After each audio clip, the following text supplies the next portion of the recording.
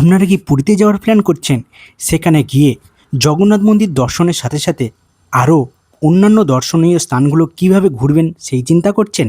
তাহলে এই ভিডিওটি আপনি সম্পূর্ণ দেখুন। আমি এখানে পুরী ভ্রমণের একটি সম্পূর্ণ গাইডলাইন আপনাদেরকে দিয়ে দিলাম। এটা থেকেই আপনারা বুঝতে পারবেন কিভাবে প্ল্যান করবেন, কি কি দেখবেন, কত টাকা খরচ হতে পারে, সব কিছুরই একটি ধারণা আপনি পেয়ে যাবেন। সেই সঙ্গে জগন্নাথ মন্দিরে কিভাবে প্রসাদ পাবেন, প্রসাদ গ্রহণ করবেন, তার প্রসেসও আমি আপনাদেরকে জানিয়ে দেব। তাহলে আপনার কাছের স্টেশন থেকে শিয়ালদা বা হাওড়া থেকে পুরী যাওয়ার ট্রেন ধরে নিন এবং রাতের মধ্যেই আপনারা পুরীতে পৌঁছে যান এবং ভোরবেলাতে প্রথমেই সূর্যোদয়টি দেখুন। সমুদ্রের বুক চিরে ওঠা সূর্যের দৃশ্য দেখতে সত্যিই খুব ভালো লাগবে। হোটেলে যাওয়ার আগে এই কাজটি সেরে নিন, কারণ পুরীতে সূর্যোদয়ের মাহাত্ম্যটা কিন্তু সম্পূর্ণ আলাদা। এখানে পাশেই রয়েছে স্বর্গদ্বার, সেখানে যেমন জীবনের শেষ হচ্ছে আর এই সূর্যোদয় নতুন জীবনের শুরু হচ্ছে। সত্যিই নিজের জীবনকে একটা অন্য আধ্যাত্মিক মাত্রা যোগ করতে পারবেন এই অভিজ্ঞতার সাথে সাথে, তাই এটি মিস করবেন না। এমনিতেই ভোর থাকতে ট্রেন পৌঁছে যায় আর সেই সময় হোটেলে রুমও আপনি পাবেন না। তারপরে হোটেলে চেক ইন করুন, আপনার প্রথম দিনের ভ্রমণ শুরু হলো। এবারে আপনি যদি পরের দিন উদয়গিরি, খণ্ডগিরি, ভুবনেশ্বরের যাবতীয় সাইট সিন করতে চান তাহলে ওটিডিসির অফিসে চলে আসুন এবং এখানে আপনার পছন্দ মতো একটি ট্যুর প্ল্যান নিয়ে নিন। আমরা প্ল্যান চুজ করেছিলাম ট্যুর নাম্বার 1। মাথাপিছু খরচা পড়েছিল 595 টাকা এবং প্রত্যেকটা সাইট সিনে প্রবেশ মূল্য সহ আরও এক্সট্রা 220 টাকা, অর্থাৎ 815 টাকা আমাদের মোট খরচা পড়েছিল এক একজনার। আপনারা আপনাদের মতো একটি পছন্দ করে নিন, টাকা পেমেন্ট করে দিয়ে আপনি চলে আসুন হোটেলে। আমরা ওটিডিসিকেই পছন্দ করেছিলাম কারণ এতে বাজেট ফ্রেন্ডলি হয় আর নিরাপত্তার দিকটাও ভালো থাকে। এবার আপনারা অনেকটা সময় দিয়ে সমুদ্রে স্নান করুন, যেটা অন্যতম পুরী ভ্রমণের আকর্ষণ। এখানে তো কেউ বলতে পারে না যে তার খারাপ লাগে, তাই আমিও মজা করেছি। আর আমি যে সময় গিয়েছিলাম ফেব্রুয়ারি মাস, সেই সময় কিন্তু সমুদ্রের জল ছিল খুবই পরিষ্কার। অন্যান্য সময় আমি জুলাই আগস্টে যাই, সেই সময় কিন্তু খুবই নোংরা থাকে এই জল। এরপরে দুপুরে রেস্ট নিন এবং 4টের দিকে মন্দিরে চলে আসুন। প্রথম দিনেই পতাকা উত্তোলন, যেটা অনেক মানুষই দেখার জন্য আগ্রহ নিয়ে যান, সেটাই দেখে নিন। প্রথম দিনে আপনি পতাকা উত্তোলনটা দর্শনটা করে নিন, সেই সাথে মন্দিরে প্রভুর দর্শনটাও পারলে করে রাখুন। অনেকটা কাজ আগিয়ে রাখুন, কারণ তীর্থে গেলে প্রভুর দর্শনটা আগে করে নেওয়াই বাঞ্ছনীয়। প্রথম দিনটা এখানেই শেষ। চলে এসেছি, এখন 6:45 বাজে। এখান থেকে 6:30টাতে আমাদের গাড়ি ছাড়বে। ট্যুর প্ল্যান অনুযায়ী পরের দিনই ভোর ভোর চলে আসুন পন্থনিবাস, সেখান থেকেই ছাড়বে আপনার গাড়ি। বাসে উঠতে চলেছি, এই হচ্ছে বাস।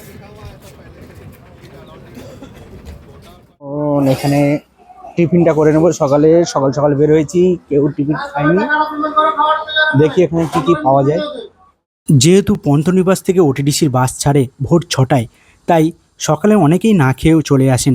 তাই তারা একটা জায়গাতে গাড়ি দাঁড় করিয়ে দেয় এবং এখান থেকেই আপনারা পছন্দ মতো টিফিন পেয়ে যাবেন আশা করছি। আর টিফিনটা খেয়ে নিন, খেয়ে আবার আপনারা বাসে উঠে পড়ুন। ওটিডিসি প্রতিটা জায়গায় একটি নির্দিষ্ট সময় বেঁধে দেয়, সেই টাইমের মধ্যে আপনাকে কাজ কমপ্লিট করতে হয়, না হলে ওপারে দর্শনের সময় অনেকটাই কমে যায়। এরপরে প্রথম গন্তব্যস্থান ধবলি স্তূপের দিকে এগিয়ে চলুন। আসল বাস থেকে নেমে এবার আর একটা গাড়িতে উঠতে হবে, টেম্পো ট্রাভেলার। এই গাড়িতে করেই আমরা ধৌল স্তূপে যাব। প্রতিটা স্থানের গাড়ি ভাড়া বা ভিজিটিং চার্জ আপনাকে 220 টাকা যেহেতু নিয়ে নেবে, তাই এইখানে কোনো কিছু চার্জ আর আপনাকে এক্সট্রা পে করতে হবে না। প্রথমেই চলে আসুন ধৌল স্তূপ। এখানেই সেই বিখ্যাত ভয়ঙ্কর কলিঙ্গ যুদ্ধ ঘটেছিল বলে জানা যায়। সম্রাট অশোক তার চণ্ডাশোক থেকে ধর্মাশোকে পরিবর্তন হয়েছিলেন এই স্থানে সেই যুদ্ধের পরে। এখানে আপনি দেখে নিতে পারবেন বৌদ্ধদেবের 4টি সুন্দর বিগ্রহ। বয়ে পড়া ইতিহাসের সাথে নিজেকে এখানে মেলানোর চেষ্টা করতে পারেন। এরপরে দ্বিতীয় গন্তব্য স্থান হিসাবে আপনারা চলে আসুন ভুবনেশ্বরের প্রাণ লিঙ্গরাজ মন্দির। এখানে পূজা দেওয়ার জন্য পান্ডার ব্যবস্থা আপনাকে বাসের গাইড ভ্যানই করে দেবেন। যারা পূজা দিতে চান অবশ্যই পূজা দিয়ে নিন, আর যারা চান আমার মতো ভিডিওগ্রাফি করতে তারা মন্দিরের পিছনে এই টেম্পল ভিউ পয়েন্টে এসে ভিডিওগ্রাফি করতে পারেন। সেকে বলা হয় the temple city of India. এখানে একসময় 7,000-এরও বেশি মন্দির ছিল, এখন প্রায় ধ্বংসস্তূপ, বেশ কয়েকটি মন্দির ছাড়া। আর আপাতত প্রাচীন মন্দির বলতে গেলে এই লিঙ্গরাজ মন্দির।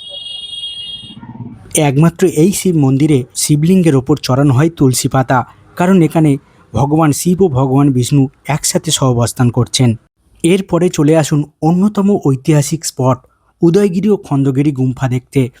একসময় এই গুহাগুলি জৈন ধর্মের সাধকদের জন্য বানানো হয়েছিল আর বানিয়েছিলেন কলিঙ্গরাজ খারবেল। 18টি গুহার সমন্বয়ে তৈরি এই উদয়গিরি সত্যিই নয়নাভিরাম। পাথর কেটে কিভাবে গুহা তৈরি করা হয়েছে, কিভাবে নকশা করা হয়েছে, নিজের চোখে না দেখলে বুঝতে পারবেন এখানে না। এখনো দেওয়ালে লিপি কিছু লেখা আছে, এখনো হয়তো অক্ষত নেই। ইতিহাসের বইয়ের পাতায় আপনারা অনেকেই হাতি গুম্ফা শিলালিপির ব্যাপারে পড়েছেন। এই হচ্ছে সেই হাতি গুম্ফা শিলালিপি। চোখের সামনে জীবন্ত ইতিহাসকে দেখে নিন। এই রকম প্লেস রয়েছে। এই যে উঁচু অংশ দেখছেন, এটা বালিশ হিসাবে ব্যবহার করা হতো। এরপরেই চলে আসুন নন্দনকানন, ভারতবর্ষের দ্বিতীয় বৃহত্তম চিড়িয়াখানা বলা যায়। ভারতবর্ষের একমাত্র এই স্থানেই সাদা বাঘের সংরক্ষণ এবং সাদা বাঘের প্রজনন করানো হয়ে থাকে। এছাড়াও বিভিন্ন প্রজাতির প্রাণী আপনি এখানে দেখতে পাবেন। মনে হবে তারা রয়েছে ছাড়া জায়গাতে আর আপনি রয়েছেন খাঁচার ভিতরে। অনেকটা এলাকা জুড়ে গড়ে উঠেছে এই নন্দনকানন। তবে নন্দনকাননে যা দেখার জায়গা রয়েছে আপনি 2-3 দিনেও শেষ করতে পারবেন না, বা বলা ভালো 2-3 দিন সময় লাগে। সেখানে আপনাদের এখানে সময় দেওয়া হবে কিন্তু 2 ঘন্টা। তার মধ্যেই গাইডম্যান আপনাদের যেটুকা দেখাবে আশা করছি অনেকটাই দেখাবে। বিভিন্ন প্রজাতির বানরও আপনি এখানে দেখতে পাবেন, যেগুলো সচরাচর আপনারা টিভির পর্দাতে দেখে থাকেন। তাই নিজের চোখে এবার সেগুলো দেখে নিন। নন্দনকানন দর্শনের পরে আধ ঘন্টা আপনাকে সময় দেওয়া হবে লাঞ্চ ব্রেকের জন্য। সেই সময়ে আপনি নন্দনকাননের ওটিডিসি রেস্টুরেন্ট থেকে 150 টাকা থেকে শুরু থালি খেয়ে নিতে পারেন। এরপরে বাসে দুপুরে ভাত ঘুম দিয়ে নিন আর বিকেল 3টের দিকে চলে আসুন কোনারক সান মিউজিয়াম আর কোনারক সান টেম্পল দেখার জন্য। এই কোনারক সান মিউজিয়ামে এর আগে আমিও যাইনি। বলা হয় সূর্য মন্দিরের যে অংশগুলো খসে খসে পড়ছে বা নষ্ট হয়ে যাচ্ছে সেগুলোর এখানে সংরক্ষণ করা হয়। তাই কোনারক টেম্পল দেখার সাথে সাথে এই সান মিউজিয়াম বা কোনারক সান মিউজিয়ামটি অবশ্যই দেখে নিন। এরপরে চলে আসুন কোনারক সান টেম্পল দেখতে। আগেও বলেছি, এখনও বলছি, এগুলোর কোনো এক্সট্রা টাকা আপনাকে আর পে করতে হবে না, কারণ আপনার থেকে 220 টাকা চার্জ নিয়ে নেওয়া হয়েছে। তারপরে এখানে দেখে নিন সূর্যদেবের মন্দির, যেখানে একসময় সূর্যদেবের বিগ্রহ প্রতিষ্ঠা করে পূজা করা হতো। এখন সেই বিগ্রহ নেই, সেই মন্দিরও নেই। কালের নিয়মে তা ধ্বংসপ্রাপ্ত হচ্ছে। বলা যায় এখানে 24টি রথের চাকা রয়েছে, আর এই 24টি চাকা 12 বছরের সময়, 24 ঘন্টার সময় সব কিছু নির্ধারণ করতে পারে। আপনি যদি নিয়ম জানেন তাহলে অবশ্যই এখনও এই হিসাব করতে পারবেন। আমি জানি না, আমি করতে পারবো না। পুরাণ কথা অনুসারে এই চন্দ্রা নদীর তীরে ভগবান শ্রীকৃষ্ণের পুত্র শাম্ব প্রথম সূর্যদেবের আরাধনা করেছিলেন। পরবর্তীকালে এই মন্দিরটি তৈরি করেছিলেন গঙ্গা বংশের রাজা প্রথম নরসিংহদেব। এছাড়া এই মন্দিরে একটি অত্যাশ্চর্য চৌম্বক ছিল, যা জাহাজের দিক পরিবর্তন করে দিতে পারত। ইংরেজ সরকার সেগুলো প্রায় সব লুটে নিয়ে চলে গেছে। এরপরে দেখে নিন চন্দ্রভাগা সি বিচ, উড়িষ্যার অন্যতম সুন্দর সি বিচের একটি। এখানে সূর্যোদয় ও সূর্যাস্ত দেখার জন্য অনেক দর্শনার্থী আসেন। বলা হয় এই চন্দ্রভাগা নদীটি আগে আলাদা ছিল, কিন্তু সময়ের স্রোতে তা নিজের অস্তিত্ব হারিয়ে সমুদ্রের সাথে মিশে গিয়েছে।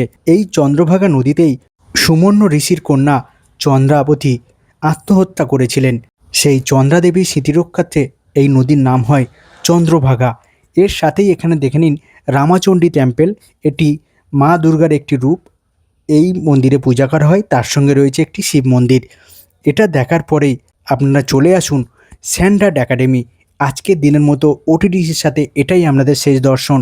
এখানে আপনি সমুদ্রের পাড়ে যে ধরনের বালির কাজ আপনারা দেখে থাকেন, অনেক রকম কালেকশন এখানে দেখতে পাবেন। বাচ্চাদের থেকে বড়দের সবারই ভালো লাগবে এই দেখতে। ওটিডিসির সাথে ট্যুর করার মজা কি জানেন? আপনাদের যে গাইডম্যান থাকবেন তার ইতিহাস বলার ভঙ্গি বা তার ইতিহাসের ডেপথ আপনাকে আকর্ষণ করবে। প্রতিটি স্থানের ইতিহাস তার মুখস্থ। এই জন্য আমি আপনাদেরকে রিকমেন্ড করব, যদি সাইট সিন করেন ওটিডিসির সাথে করুন।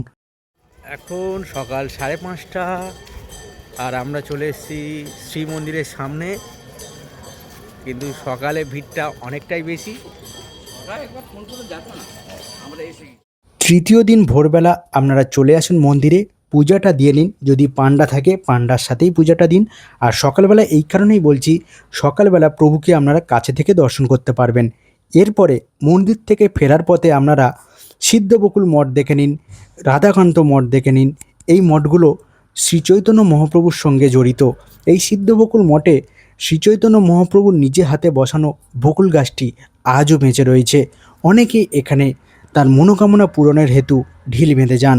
তাই অবশ্যই এই স্থানগুলো দেখতে ভুলবেন না। এগুলো কিন্তু পুরীর অন্যতম ঐতিহ্য। এই সিদ্ধবকুল মঠটি হরিদাস প্রভুর সমাধির জন্যও বিখ্যাত। শ্রীচৈতন্য মহাপ্রভুর অনন্য ভক্ত হরিদাস প্রভুর সমাধি রয়েছে এই মঠে। এইখানে আপনারা গেলে শ্রীচৈতন্য প্রভুর জীবনের অনেক অংশ জানতে পারবেন।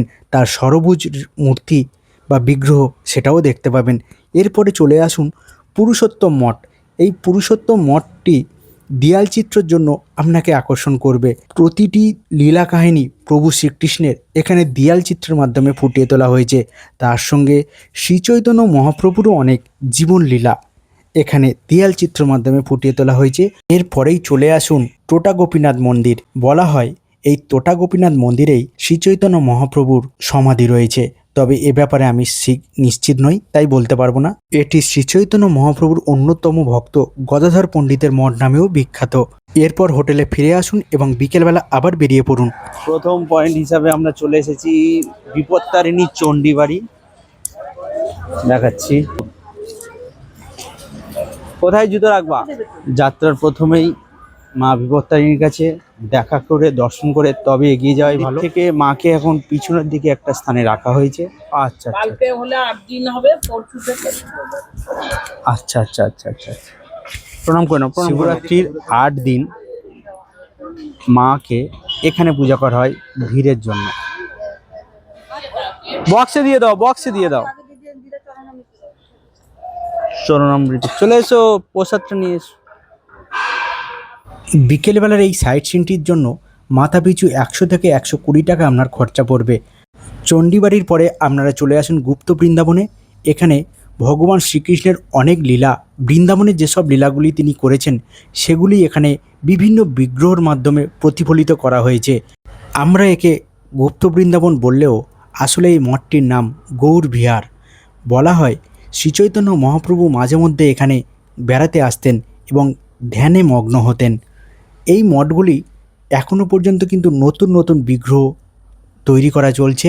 ধীরে ধীরে নতুন করে সৌন্দর্যও বাড়িয়ে তোলা হচ্ছে।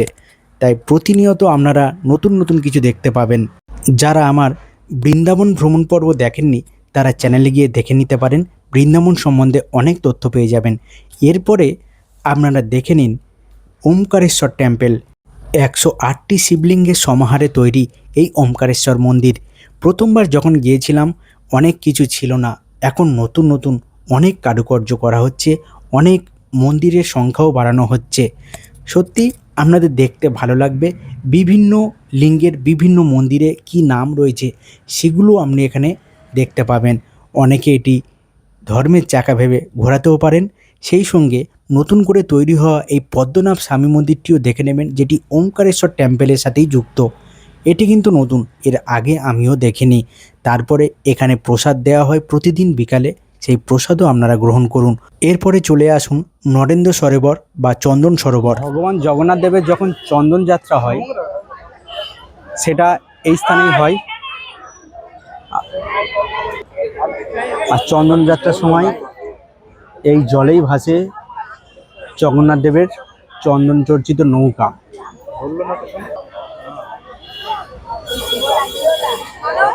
চলো আমি বাছা বাছা কিছু সাইট সিন আপনাদেরকে দেখাচ্ছি। এছাড়াও কিন্তু পুরীতে দেখার মতো অনেক সাইট সিন রয়েছে, যেমন পঞ্চতীর্থ রয়েছে, চক্রতীর্থ রয়েছে। এবার আমরা চলে এসেছি জটিয়া বাবার আশ্রম এবং তার একনিষ্ঠ ভক্ত শিষ্য সন্তান সম তুলনানন্দ ব্রহ্মচারী আশ্রম।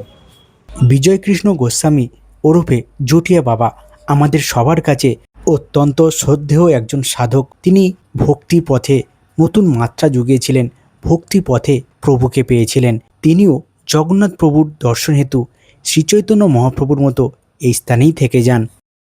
এবার আমরা চলে এসেছি জাপানি মন্দির। এনারা সেটা বলছেন, কিন্তু আসল নাম হচ্ছে সুদর্শন ক্রাফট মিউজিয়াম। এই দেখুন, চলুন দেখে নেওয়া যাক। আজকের এটাই লাস্ট পয়েন্ট। এর আগেও আমি একবার এসেছিলাম, নিবেটা যতবার এসেছিল সেবার। এর আগেও একবার এসেছিলাম। এখানে অনেক হাতের কাজ এখনো দেখা যাবে, দেখুন।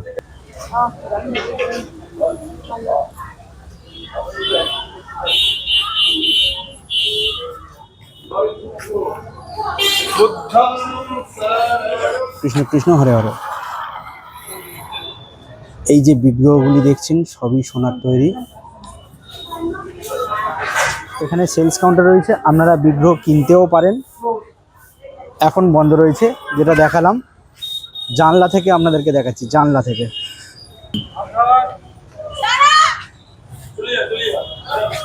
আমাদের যাত্রা এবার সমাপ্তির পথে।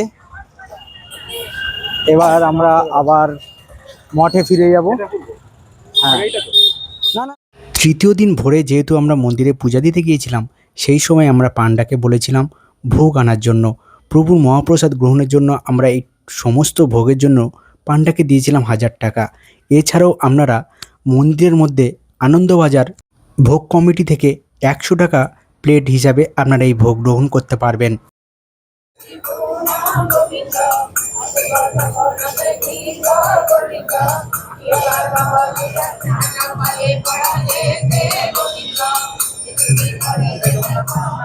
চতুর্থ দিন সকালে, অর্থাৎ যেদিন আপনি বাড়ি ফিরে আসবেন, সেদিনে ভোর ভোর মন্দিরে গিয়ে মন্দির পরিক্রমাটা করে নিন।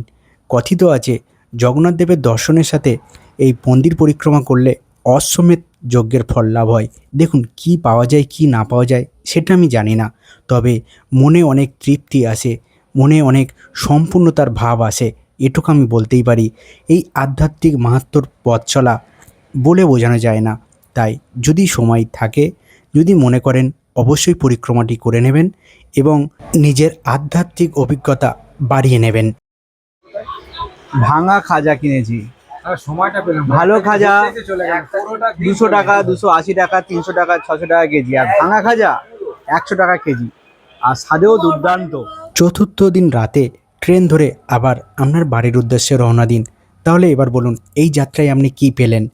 সবটাই জানবেন, সবটাই দেখলেন। এবার আপনারা কমেন্ট করে বলুন আপনাদের কেমন লাগলো ভিডিওটি। যদি ভালো লেগে থাকে একটি লাইক অবশ্যই করে দেবেন।